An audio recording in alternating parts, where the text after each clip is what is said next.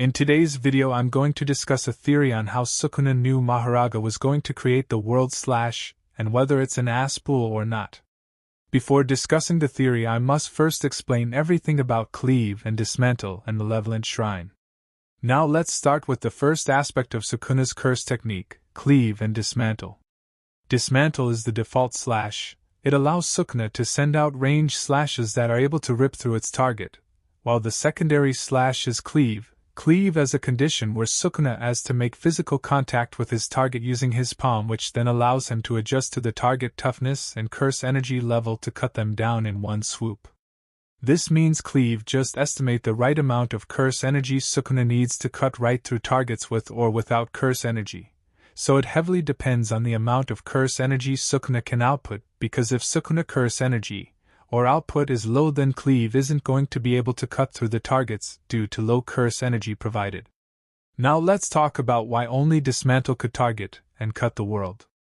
Let's first start with Chapter 236. In Chapter 236 Sukuna stated that the first adaptation wasn't something Sukuna could do, so he waited for another adaptation, one that he could use. That was the second adaptation. This statement means Sukuna is only able to copy things he or his curse technique is capable of doing, which means dismantle is fully capable of targeting things before the slash is released. Really, the only difference that Sukuna observes between his normal dismantle and Mahoraga's world slashes is that Mahoraga expanded the target of the technique, which enabled Mahoraga to target everything before the slash was unleashed. You should think of it like this. Normal dismantle can target everything within the space around Sukuna, but with his technique's target expanded, Sukuna is able to add space as a target for dismantle, meaning Sukuna isn't just targeting his intended victim, he's targeting the victim and the space they occupy. So World Cutter is just a natural evolution for dismantle. Also within Chapter 255 the narrator states only for World Cutter it's a condition for Sukuna to set its trajectory with his palms. This pretty much means regular dismantle does set its trajectory on its own without user's aid. This also adds to the fact dismantle can target things. I also want you to remember that other curse technique users set the trajectory of their attack themselves. This could be seen with Jogo using his hands to aim his fire and Gojo using his hands to set his trajectory for his red, blue, and purple. Since their technique isn't the one doing the targeting, the user is. They have to set the trajectory themselves in order to hit their target, as their curse technique wouldn't know who to hit or direction to go. Now that I've finished proving why dismantle can target things, let's discuss my greatness proof as to why dismantle can target things, Malevolent Shrine. You see, unlike other domains, Sukuna's cleave and dismantle doesn't gain a new application. What changes in Sukuna's domain is the sure hit target. With other domains the techniques gain new applications. This could be seen in Yuta's, Naoya's Zenin and Gojo's domain, and many others. All these domains are interesting and give new application to their curse technique, but their sure hit target stays the same, targeting things with curse energy only. This effectively means they can't hit something that doesn't have curse energy with their sure hit, but Sukuna bypassed this rule through dismantle. Sukuna's domain without open barrier is normal in a sense. It's like Mahito's in a sense, where his domain only gives his curse technique a sure hit function and gives no new application of his curse technique. Cleave function the same inside the domain, and only targets things with curse energy like other sure hits, but when it comes to dismantle it's different. Since dismantle is a technique capable of targeting things, this allows Sukuna's sure hit to target things without curse energy. This makes Sukuna's domain really efficient in its settings. His domain set the most powerful slash and the one incapable of targeting things without curse energy to deal with things that has curse energy, and the slash that is capable of targeting everything but weaker to deal things without curse energy. This pretty much confirms that dismantle does have an targeting function, thus enabling the domain sure hit to target things without curse energy, while cleave can't target things like how dismantle does, so when given an sure hit effect it only targets curse energy like every other domain sure hit. In summary, you should think of dismantle and cleave like this. Dismantle, a ranged slash that can target anything within the space Sukuna is in before the slash is released.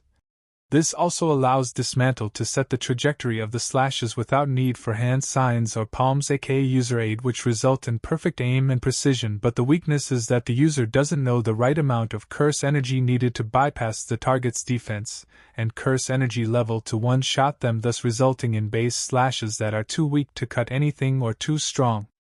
It cuts everything.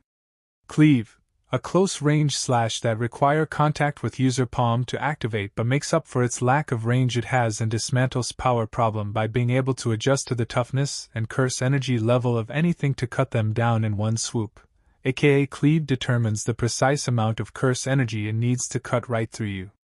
World-cutting Dismantle, a dismantle that has its technique target expanded so that Sukuna doesn't just target things in the space around him. Sukuna targets his intended target, and the space they occupy around him. This is done by making space a target for his Dismantle too. Now that I've finished giving my thoughts as to why Dismantle can target things, let's explain my theory as to why Sukuna knew the second adaptation was going to happen. It's stated once Mahoraga fully adapts to your curse technique, it can see through your curse technique, and Mahoraga had already adapted to and seen through Sukuna's simple technique, thus able to recreate something similar to Dismantle through adaptation. Mahoraga's own curse energy slash. Mahoraga adaptation basically used Sukuna's curse technique as the best model to emulate and use, to further its adaptation to infinity, and Sukuna knew there was a chance for Mahoraga to give him, or used an adaptation model Sukuna can recreate for himself using Dismantle. So he waited for that specific adaptation. It was a gamble. Really, what Sukuna did to learn World Cutter was no different from what he did to copy Choso's attack by using Max Elephant. Sukuna just copied something that's within his own capability of doing with the toolsets he has.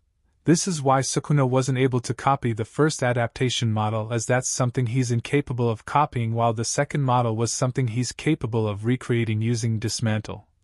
The second model was effective for Sukuna as it was effective in ripping through infinity, and since Mahoraga did all the research itself, Sukuna had to do none and only as to copy the end result. Sukuna did the same thing to Gojo by looking at Gojo healing his curse technique Burnout, then copying it, except with Mahoraga. Sukuna look and copied the end result of Mahoraga's second adaptation. Which means even without seeing Mahoraga or Gojo doing those feats, Sukuna was already capable of doing them, he just needed them to show him. If you analyze it, Sukuna is a smart cheater. Sukuna bypasses the insane new conditions for World Dismantle by using his true form. Sukuna bypasses the binding vow place on fire arrow that allows it to only hit one person at a time by using his domain. He also bypasses domain limited sure hit target using Dismantle, and finally Sukuna bypasses the time needed to research and figure for himself that he needed to expand Dismantle target by allowing Mahoraga's adaptation to analyze infinity and figure it out for him. No wonder they call him the King of Curses. Sukuna abuses everything in his toolkit. At the end of the video, I hope you enjoy it. Also remember, this is just my theory and interpretation of Sukuna's technique based on the evidence I find.